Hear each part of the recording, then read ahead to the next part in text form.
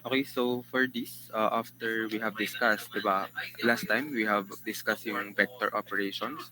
Kaya we can now solve yung mga angle and sizes ng ating mga links in a 4-bar linkage and other mechanism. So okay, naiintindihan naman yung ating naging topic last week. Tama ba? We have the vector operation. Okay, so now we are going to discuss yung ating motion and machinery. We are focusing on the displacement, velocity, and acceleration.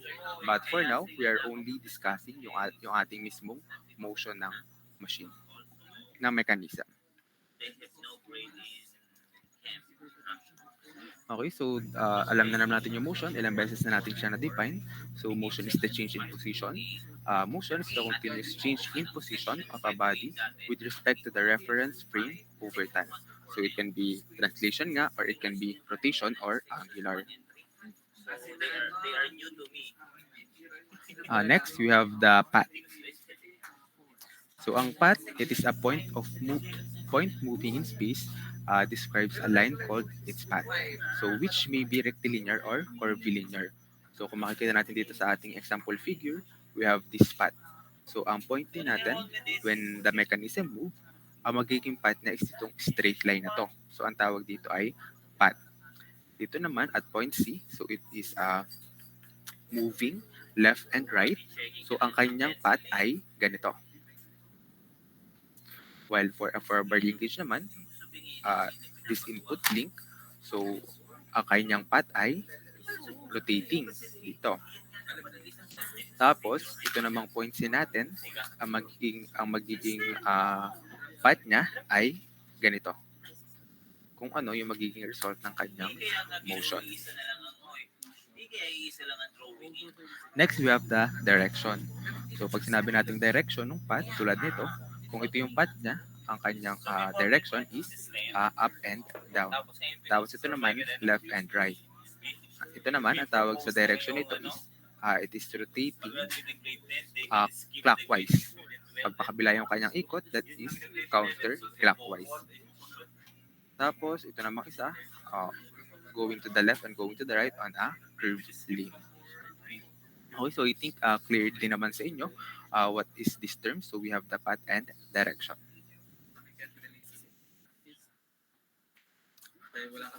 Now, this will be our discussion. How are we going to identify yung ating minimum and maximum transmission angle? Okay, wait lang, lipat lang ako.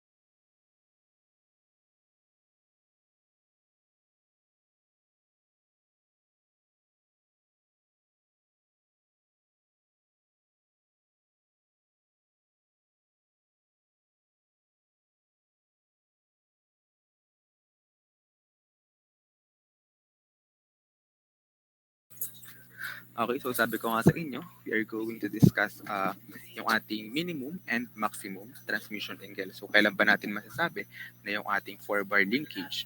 So first example, we have our 4-bar linkage. So paano natin masasabi na yung ating 4-bar linkage ay merong maximum transmission angle and maximum transmission angle? So i-drawing muna natin siya ng hiwalay. So if we have this 4-bar linkage, so 4-bar linkage with fixed link here. Tapos, we have yung ating input link. If you have this 4-bar linkage, we have the fixed link here. Tapos, yung ating input link, ating follower link or our output link. Tapos, yung ating connecting link. or connecting rod. With that, we have yung ating O sub 2, O sub 4, A, and B.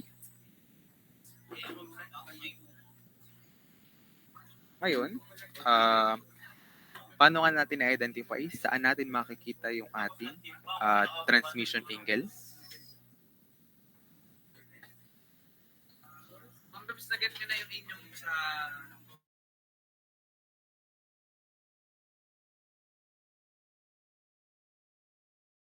So we have discussed this last time. Paano natin malalaman kung nasaan ang ating transmission angle? So do you have any idea? Sige, pakitry nga si Valdez. So if you consider this figure, alin kaya saan natin makikita yung ating transmission angle?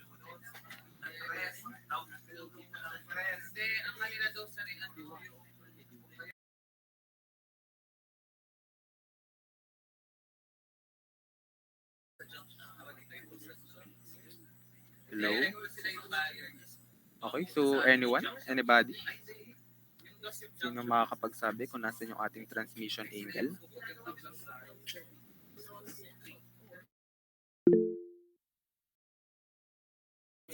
Sige, si Alves.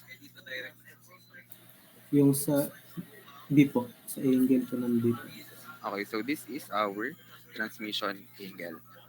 Ang transmission angle ay siya yung angle na nabuo ng ating connecting link or connecting rod saka ng ating output link.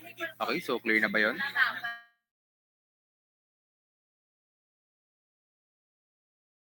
Opo.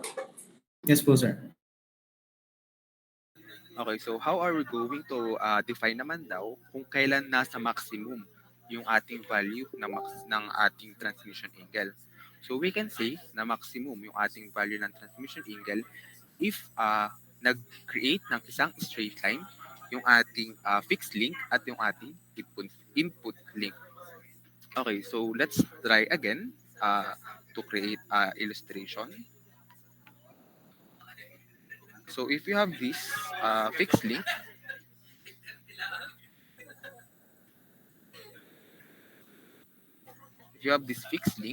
yung ating input link ngayon ay magiging ganito yung position. It will create a straight line together with our fixed link.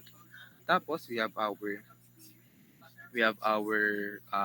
connecting link or connecting rod saka yung ating output link. So dito, masasabi na natin na yung ating angle dito or our transmission angle is at maximum. So this will be our maximum transmission angle. Okay, so clear naman sa atin yun kung paano na-identify yung ating maximum transmission angle. Yes po. Opo. Okay, so now, paano naman natin malalaman kapag we have the minimum transmission angle? Ngayon naman, magiging minimum siya kapag yung ating input link ay pumatong sa ating fixed link. Okay, if we have this figure again, if this is our fixed link, kapag yung ating input link ay ito, ay pumatong dito, wait lang. If pumatong siya sa ating fixed link, so that is dyan yung point na meron na tayong minimum transmission angle. So we have our connecting rod or the connecting link, tapos yung ating output link. Okay, so kapag ganito, yung ating ganito na yung ating 4-bar linkage, ganitong point na yung rotation ng 4-bar linkage, masasabi na natin na yung ating minimum angle ay dito. Okay, so that will be our position para makuha natin yung ating minimum angle. Okay, so naintindihan naman kung paano natin ma-identify kung we have maximum angle and the minimum angle. Yes po.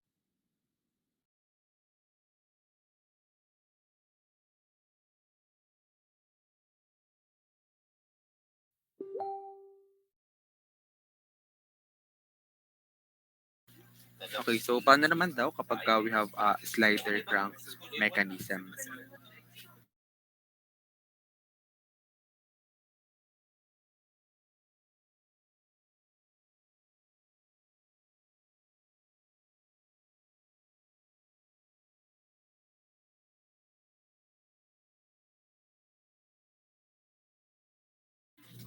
Okay, kapag naman ganito na slider crank mechanism, same pa din naman, makukuha natin yung ating maximum angle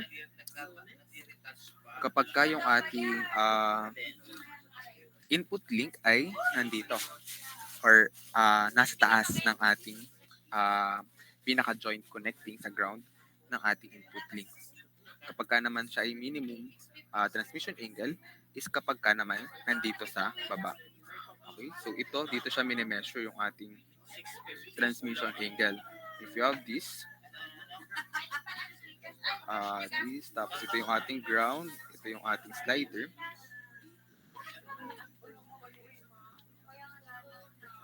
So, ang pagme-measure natin ng angle kapag ganito na slider crank ay dito sa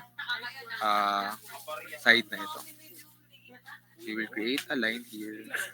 Tapos, ito yung ating i-measure na angle. Okay, so are we clear kapag we have the slider crank mechanism?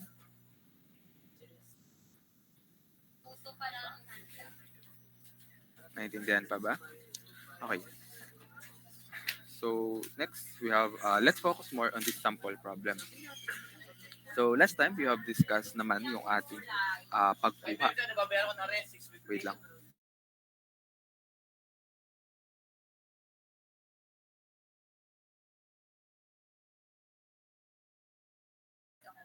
Okay, so we have these conditions. Nakabigay naman yung length ng ating mga link. Your task now ay number 1, you should find what is our transmission angle. Tapos, kunin nyo din yung ating output angle. Okay, so again, how are you going to identify kapag yung ating angle is the transmission angle or at output angle? If you have a 4-bar linkage, so dito na lang tayo. If you have a 4-bar linkage, ang ating transmission angle is itong angle na ito. While our output angle ay ito.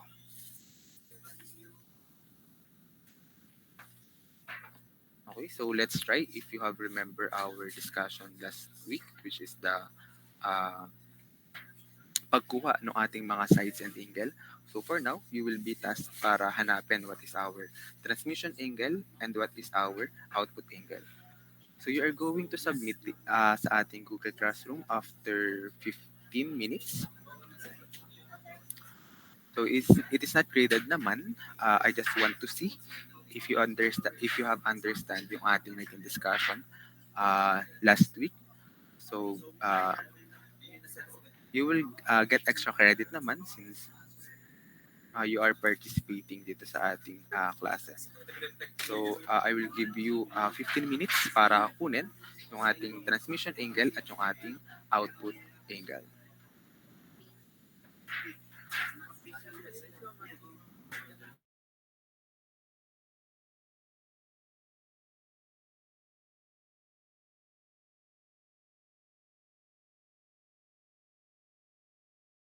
Sir, saan po isusulat? Kahit sa scratch lang or any paper, basta readable naman, no? Tapos I will be going to ask someone kung sinong gusto mag-present ng kanyang ginawa. Okay, are we clear doon? Yes po.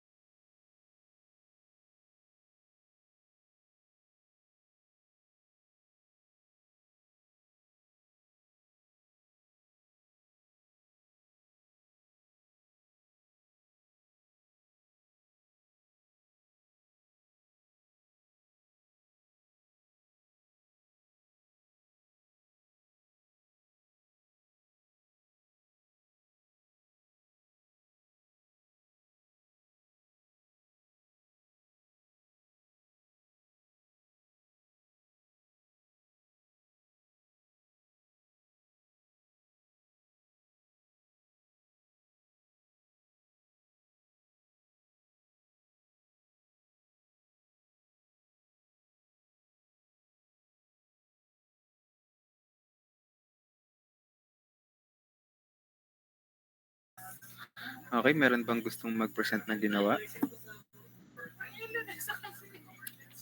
Di pa po tapos, sir. Okay. Si Charlene Gonzalez, tapos ka na ba?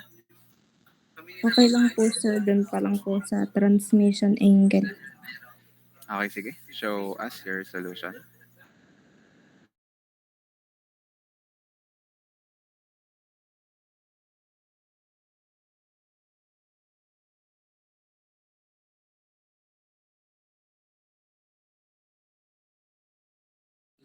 Mag-open cam na lang po ako sir, gawa po hindi ko po ma-share. Gawa hindi ko po malagin yung aking G Suite po sa tablet po. Bale, naka-turn in ba siya sa ating Google Classroom? Hindi pa po sir. Ano mo na lang, pwedeng i-turn in mo na lang tapos i-present ko na lang. Okay lang? Okay po, okay. Okay.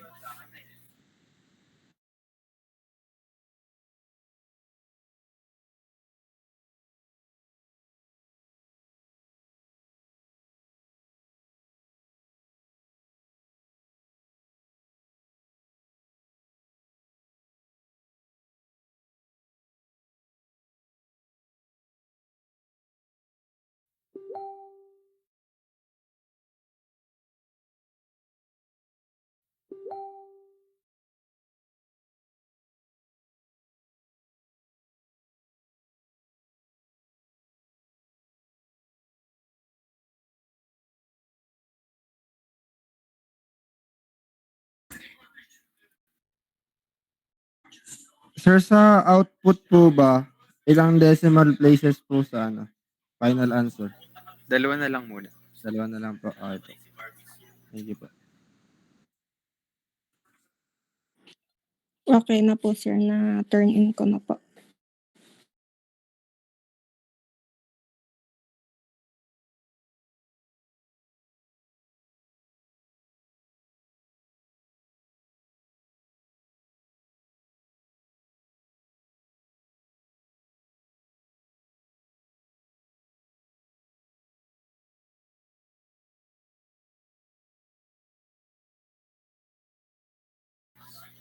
Okay, so nakikita ba?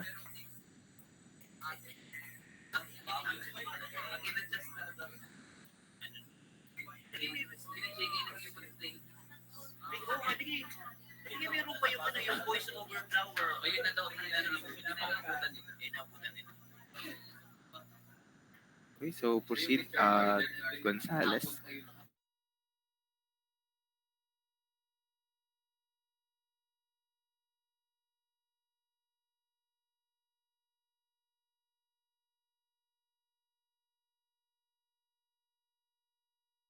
Ang una ko pong ginawa is inalam ko po muna yung mga values po. Then, nag-solve po ako ng AO sub 4.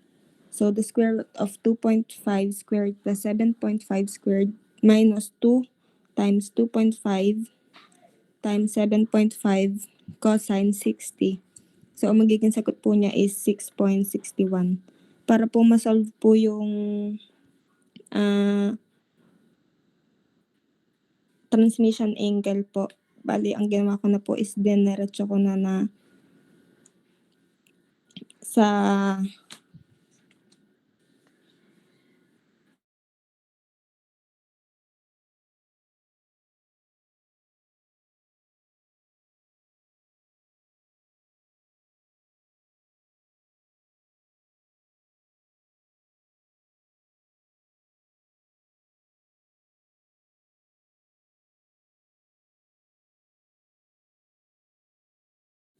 sorry po sir, na matay po pala ang mic. Dineretso ko na po siya sa inverse cosine po na yung 4.5 squared plus 6 squared minus yung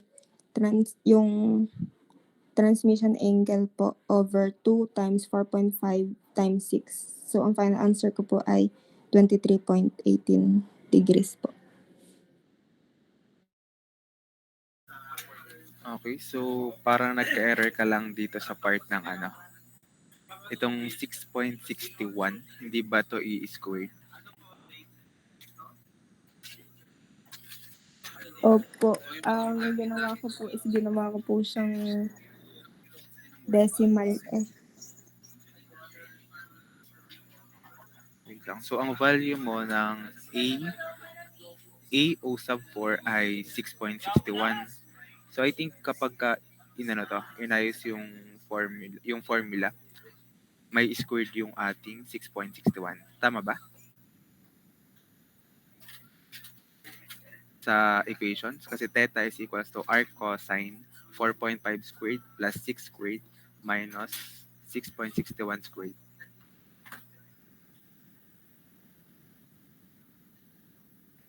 Tama ba? Tapos over.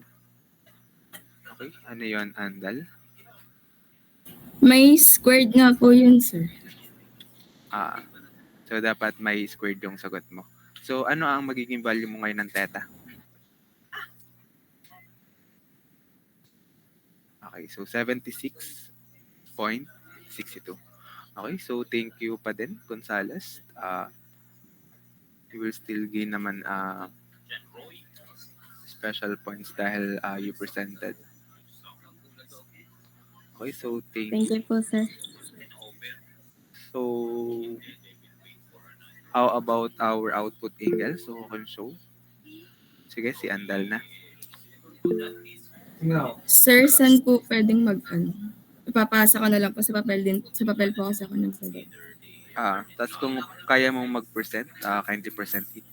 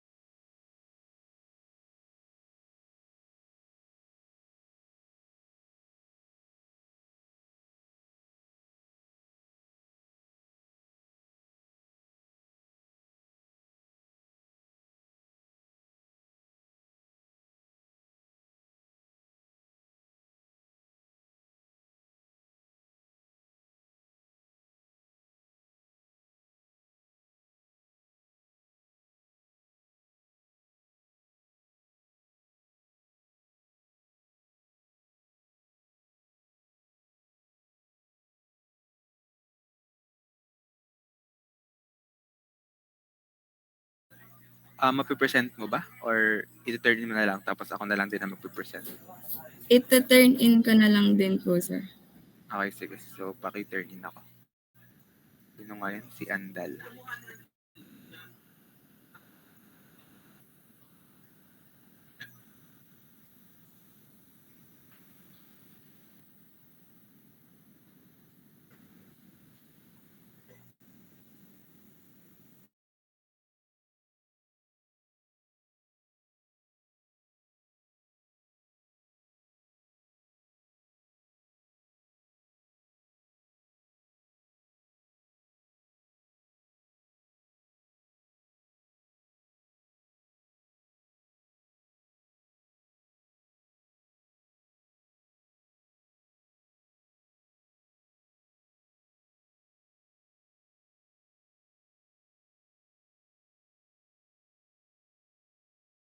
Okay na po, sir. Na-turn in ko na po.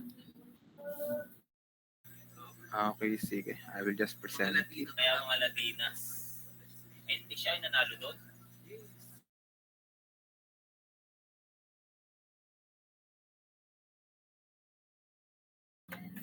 Bali, ano po, sir, gumamit po ako ng sign law. Dahil inuna ko po yung ginamitan po yung paghahanap kanina ng beta. Gamit po yun all over yung Z po kinuha kanina. Tapos gamit po, in-store po sa A. Tapos ginamitan po ng sign law. Ang nakuha pong una is yung 19.11. Tapos yung isa, anong tawag doon?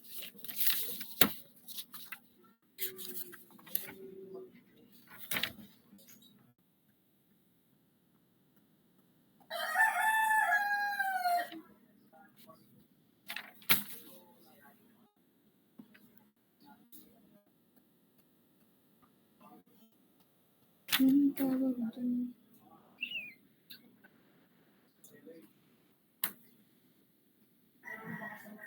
Floating link.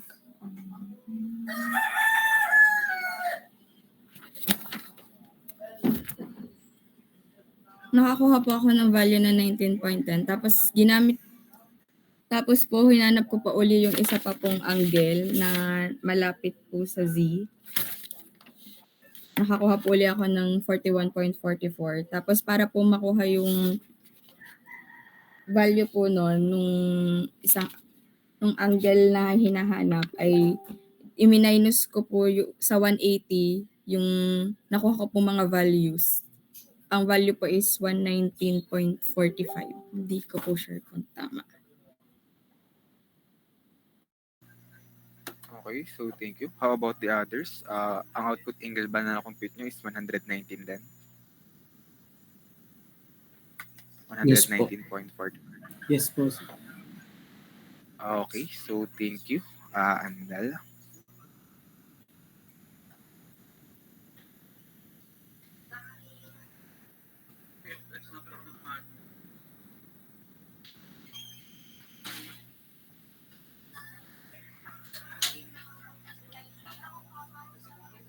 Okay, so recall lang natin yung ating mga naging sagot.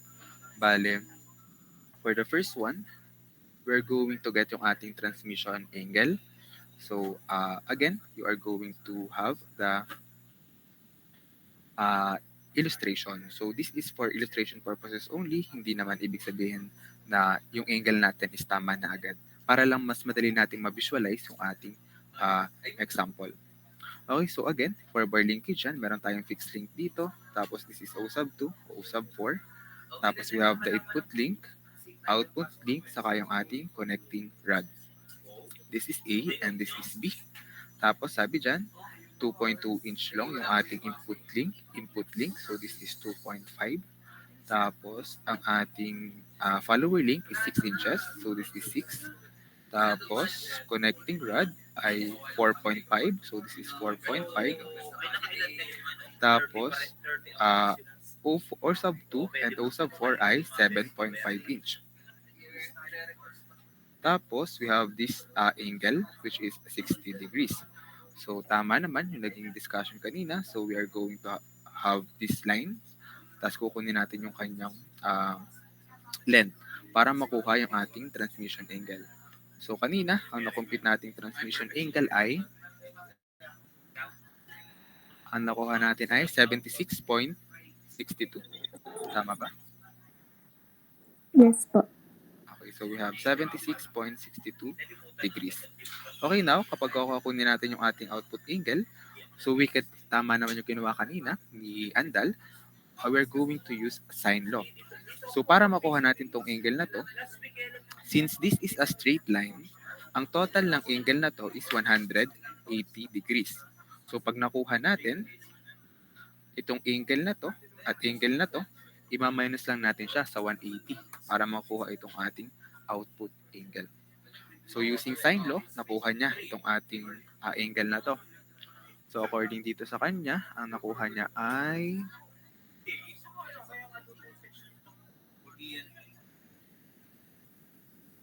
so dito is sine law, dito is nag-sine law din. Tapos nakuha na itong dalawa. Kaya ang nakuha nating output angle ay 119.45 degrees. So nag-agree ba tayo doon? Pareho ba kayo na nakuha? Yes po, sir. Okay. So now, we can validate this. Ano yun? Esguera? Sir, question lang po pag nagsasolve po. Ang kailangan pa po bang ilagay yung lahat ng values or up to 2 decimal places, lalo po sa angles? Okay, sige. For now, ganito na lang palang gawin natin. So, ang sabi ko kasi dun sa isang section is 2 decimal places. Kaso, nagkakaroon nga pala ng discrepancy. Ang gawin na lang natin, during computations, lahat na ng decimal places. Pero kapag gagamitin natin or yung final answer, 2 decimal places na lang. Noted po. Okay. So, dito ba, 119.45 45 din, nakuha ng iba. Ito ba yung pagbuo yung decimal places? Yes po. Okay. Okay, so now, we can validate this using our, yung pinaka-graph niya, mas madali natin ma-construct using our graphical method. So, wait lang.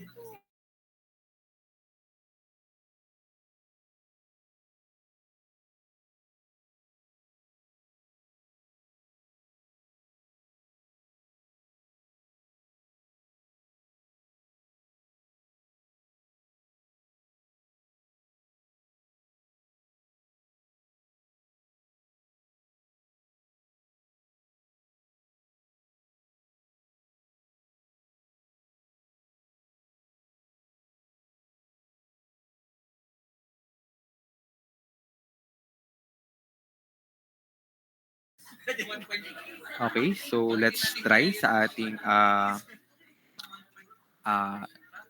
sa ating CAD. Bale, again, we have our fixed link. Tapos yung ating fixed link ay merong size na 7.5. Okay. Next, we have our input link. Yung input link natin ay naka 60 degrees daw. 60 degrees. Tapos, that is 2.5 inch long. Tapos, yung follower link natin, given na meron tayong output link na 119.45. So, let's say 120. So, since yung angle natin, hindi natin na ano yung decimal point, we should expect na merong errors to sa ating, may konting difference siya sa ating analytical approach. Okay, so if we are going to use 120, since that is 119.45, tapos ang sukat niya ay 6 inches. Tapos we have, okay, so kung makikita natin dito, we have 4.43. Eh ang size niya using our analytical approach ay 4.5. So it is ano pa din naman, close pa din. So that's why I'm telling na kapag yung ating graphical approach, meron talagang error yan kasi hindi naman exact yung ating nakukuha. Okay, so let's try kapag measure natin yung ating transmission angle dito. Okay, so makikita natin we have 77 degrees. So ano nga ang nakuha natin sa computations? We have 76.60. 70.15 po. Almost ano siya. So almost the same na din. So we can say ngayon na ito yung ating graphical representation ng ating 4-bar leakage.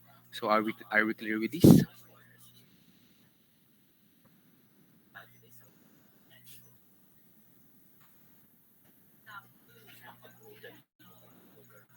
So kindly pakisabi sa akin kapag hindi naiintindihan, especially yung audio ko.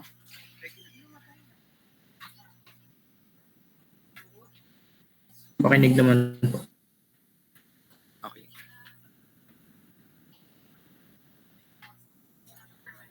Okay, so let's proceed naman kapag meron tayong maximum transmission angle. So according nga dun sa ating definition kanina, we are at maximum angle kapag naka-straight line yung ating input angle sa ating fixed link. Okay, so if we have this 4-bar linkage ulit, fixed link ulit ito, so this will be our input link. Tapos we have our follower link and our connecting rod.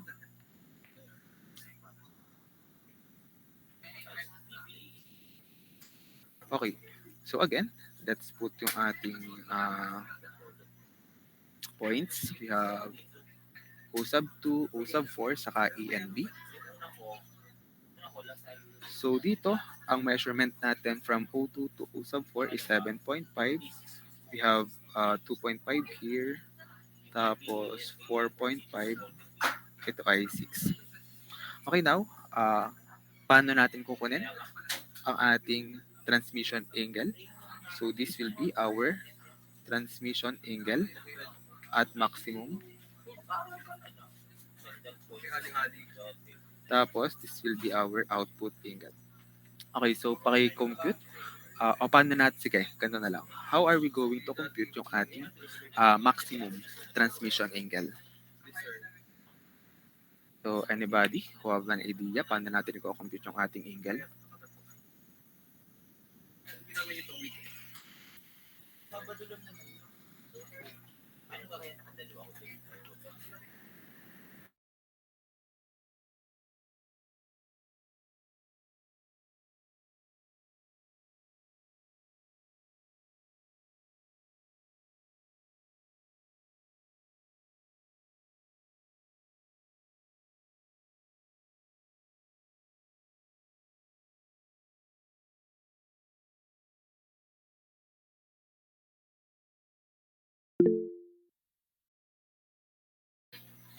Okay, sige, si Dimayuga. Sir, pwede po natin gamitan ng cosine law since naka-straight line naman po siya. Pwede na po yung four-bar linkage natin as one triangle po. Tapos makukuha po natin yung mga angle based on dun sa given angle po natin. Okay, so thank you, si Noel. Okay, so since this is already a straight line, isa na siyang buong triangle. So now, kapag kukunin natin itong angle na to, we can use our cosine law. So according to our cosine law, yung opposite side is squared. So we have 2.5 plus 7.5, di ba 10 yun? So we have 10 squared is equals to 4.5 squared plus 6 squared minus 2 times 4.5 times 6 cosine, wait lang, cosine B. So para makuha natin yung angle B, we have i-simplify na natin yung ating equation. Pwede naman siyang shift solve kaso medyo matagal and minsan mali yung nagiging sagot. So mas maganda kung i-simplify na natin yung equation. So we have arc cosine 4.5 squared plus 6 squared minus 10 squared over 2 times 4.5 times 6. Okay, so what will be our angle B? Okay, compute ako. 144.11 po. 144.11.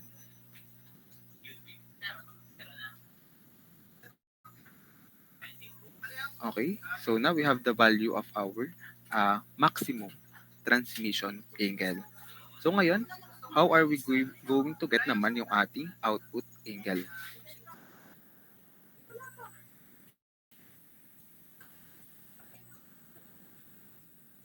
Okay, so di ba meron na tayo ditong value ng angle. Tapos may sides na tayo. So pwede ang gamitin na natin is sine law para makuha tong angle na to. So using sine law, since we have angle B, so sine angle B over ang katapat ng angle B is 10 kasi 7.5 plus 2.5 is equals to sine O sub 4 over 4.5. Okay, so what will be the value of our angle O sub 4? Okay, compute. 15.29 po. Okay, so same ba sa iba? Yes po. 15 point, ano nga ulit? 29 po. 29. Okay, so now we can get our value ng ating output angle using 180 minus 15.29. So what will be our value of the output angle? 164.71 po. 164.71 degrees. Okay, so now we have our transmission angle and our output angle. So now, we can confirm again sa ating graphical approach yung ating 4-bar linkage.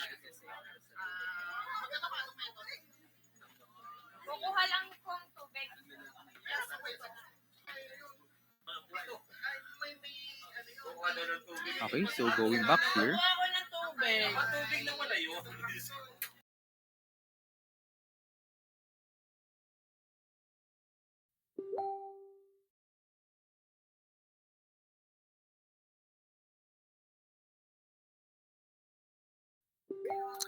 okay, so going back dito sa ating graph, so we can have this fixed link. We have 7.5. GCH na daw siya. Tapos, again, we have 2.5 dito. Which wherein nakabuo sila ng straight line. Tapos we have the output link dito wherein ang ating output angle is 164. Bale, let's say 165.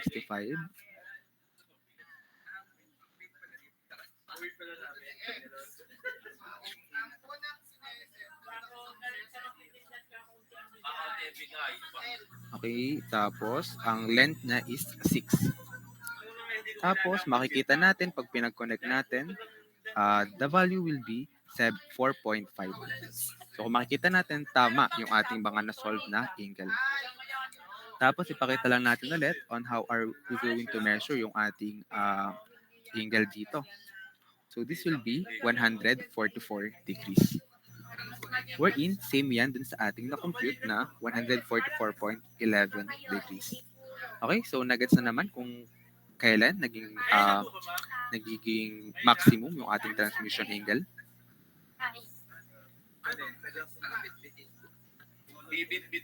Okay, so let's proceed na sa ating minimum angle naman.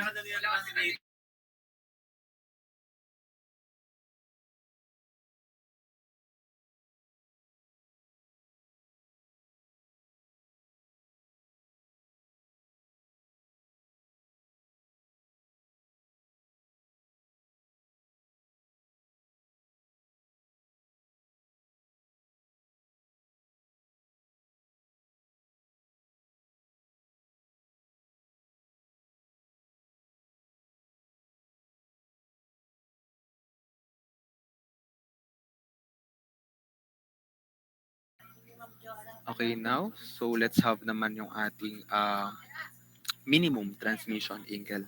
So we have the minimum transmission angle kapag yung ating input link ay pumatong sa ating fixed link. Okay, so this will be our input link. Tapos we have the connecting rod, connecting link, tapos yung ating output link. Okay, so masasabi na natin na we have our minimum transmission angle dito. Okay, so again, we have 7.5 dito. Tapos itong length nito is 2.5. Tapos ito ay, ano nga ulit yun? We have 4.5 ang ating connecting rod. Tapos ito ay 6. So now, how are we going to get yung ating minimum transmission angle? So have an idea paano siya kukunin?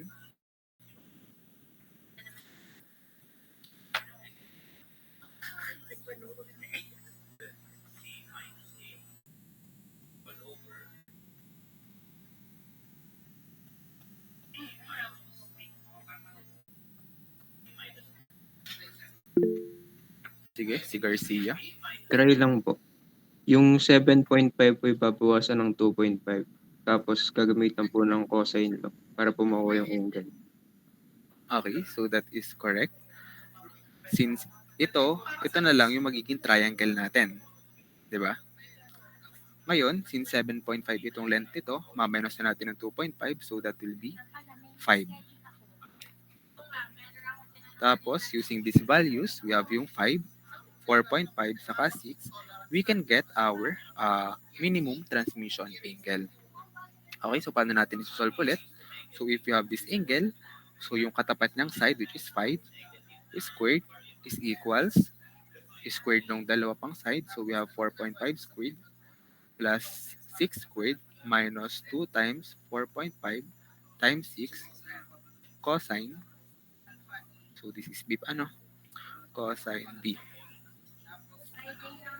So ngayon, if we are going to get yung ating angle B, simplify natin yung ating equation. We have arc cosine.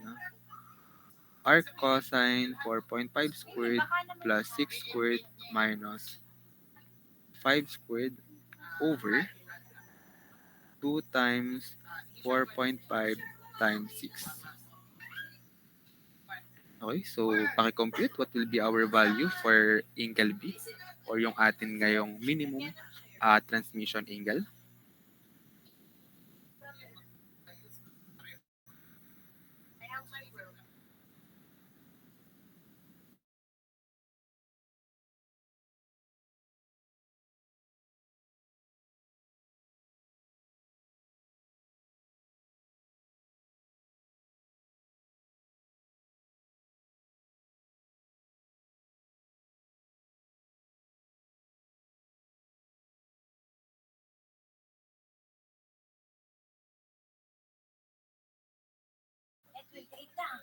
Okay, so everybody, 54.64 din ba nakuha?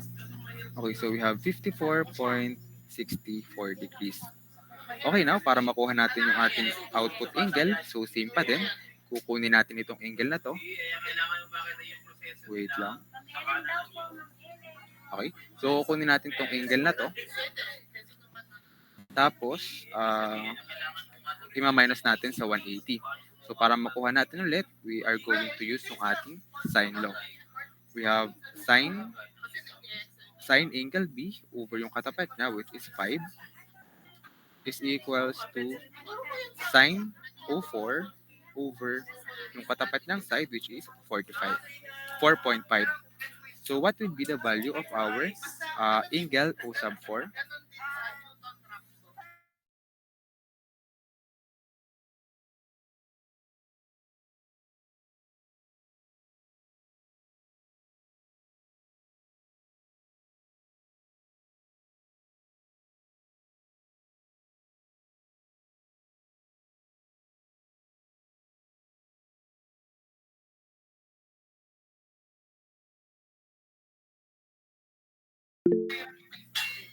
Okay, si De La Peña, nag-raise hand. Sir, question po. Yung 2 po ba dun sa denominator po sa pag cosine law po natin, sadya po ba yung positive? Hindi po ba negative po dapat yan? Okay, so let's try na i-simplify yung ating original formula.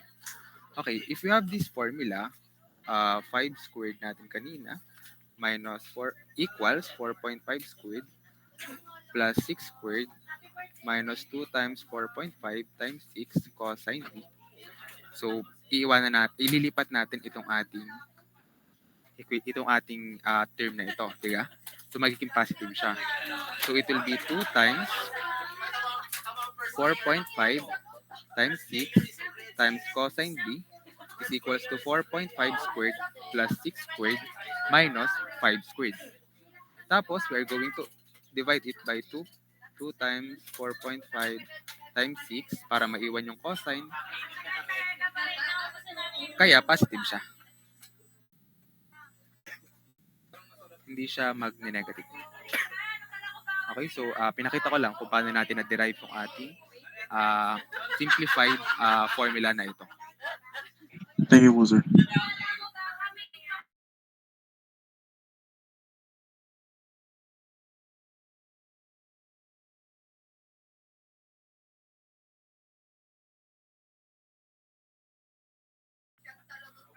Okay, so ano yung ating nakuha? We have 47.22. So ano ang ating magiging output angle? So 180 minus 47.22. So paki-minus na. We have 132.78 degrees. Okay, so now if we are going to graph it,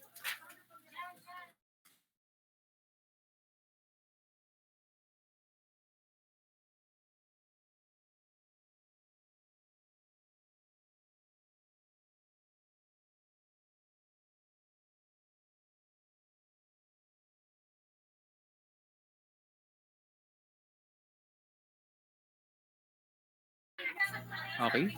So we have again 7 yung ating fixed link. Tapos nakapatong yung 2.5. Yan. Tapos we have our output link dito na 132.78. So that is 133 na lang. Tapos 6 inch. Tapos, i-connect natin dun sa ating input link. Okay, so kung i-measure natin ulit yung ating angle dito. So that is 48. So close na siya dun sa ating, wait lang pala, but 48 lang to?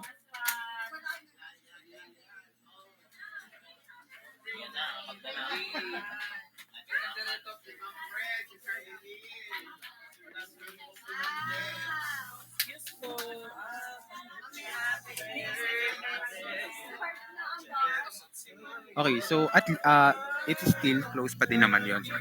Okay, so everyone, nakuha nyo ba kung paano natin kinukuha yung ating maximum and minimum transmission angle? Yes po.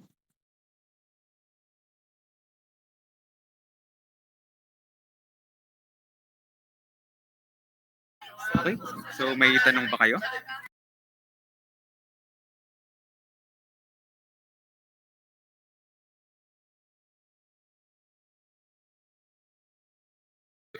Okay, so that's it lang naman for today.